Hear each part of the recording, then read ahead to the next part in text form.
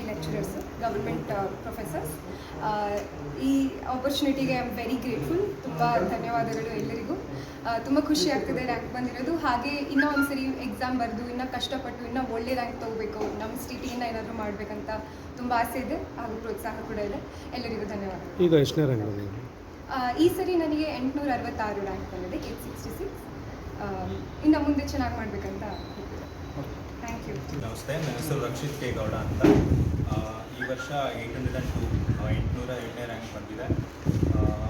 I would like to thank ಪೇರೆಂಟ್ಸ್ಗೆ and ಮೆಂಟರ್ಸ್ಗೆ, specially India for IASಗೆ, ಶ್ರೀನಿವಾಸ್ ಸರ್ಗೆ, ಕೇದಾರ್ ಸರ್ಗೆ ಕಂಟಿನ್ಯೂಸ್ ಸಪೋರ್ಟ್ಗೆ, ಆ್ಯಂಡ್ ಹಾಗೂ ನನ್ನ ಜೊತೆ ಸೆಲೆಕ್ಟ್ ಆಗಿರೋ ಅದರ್ ಕನ್ನಡಿಗ ಕ್ಯಾಂಡಿಡೇಟ್ಸ್ಗೆ ಆಲ್ ದಿ ಬೆಸ್ಟ್ ಅಂತ ಹೇಳಿ ಇಷ್ಟಪಡ್ತೀನಿ. Thank you. ನಾನು ಕೇದಾರ್ ಅಂತ. ನಾನು 1979ನೇ ಬ್ಯಾಚಿನ IAS ಅಧಿಕಾರಿ, ಕರ್ನಾಟಕ ಕಡರ್. ನಮ್ಮ ಇಂಡಿಯಾ ಫಾರ್ IAS ಸಂಸ್ಥೆಯ ಒಂದು ಗುರಿ ಅಂದರೆ ಹೆಚ್ಚಿನ ರೀತಿಯಲ್ಲಿ ನಾವು ಕನ್ನಡಿಗರಿಗೆ ಬೆಂಗಳೂರಲ್ಲೇ ಸಹಕಾರ ಕೊಟ್ಟು ಅವರಿಗೆ ಕೇಂದ್ರ ಸರ್ಕಾರದ UPSC ಎಕ್ಸಾಮ್, ಸಿವಿಲ್ ಸರ್ವಿಸಸ್ಸಲ್ಲಿ ಅವರು ಹೆಚ್ಚಿನ ರೀತಿಯಲ್ಲಿ ಪಾಸ್ ಆಗಬೇಕು ಅನ್ನೋ ಒಂದು ಆಸಕ್ತಿಯಿಂದ ಈ ಒಂದು ಸಂಸ್ಥೆ ಹುಟ್ಟಾಕಿದ್ದೀವಿ. ಅದಕ್ಕೆ ನಮಗೆ ಫುಲ್ ಬೆಂಗಾಲವಾಗಿ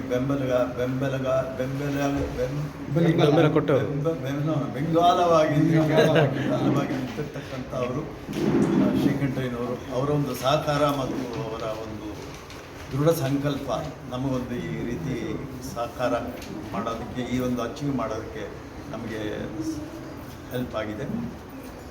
ಈ ಪ್ರತಿ ವರ್ಷ ಒಂದು 29-30 ಜನ ಕರ್ನಾಟಕದಿಂದ IAS ಆಗ್ತಾ ಇದ್ದಾರೆ.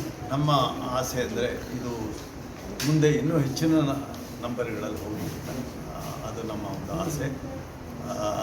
ಒಂದು 50, 60, 70 ಹಾಗೆ ಮಾಡಬೇಕು.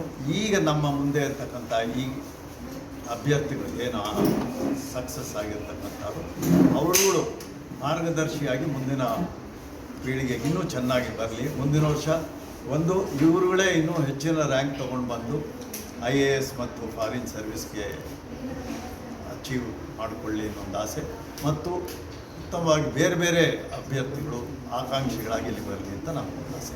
ಇಂಡಿಯಾ ಫಾರ್ IAS ಸಂಸ್ಥೆಯ ಆಸಕ್ತಿನೇ ಹೆಚ್ಚು ಕನ್ನಡಿಗರು ಕೇಂದ್ರ ಸೇವೆಗೆ ನಮ್ಮ ರಾಜ್ಯದಿಂದ ಹೋಗಬೇಕು ಅಂತ IAS ಇರ್ಬೋದು. Thank you.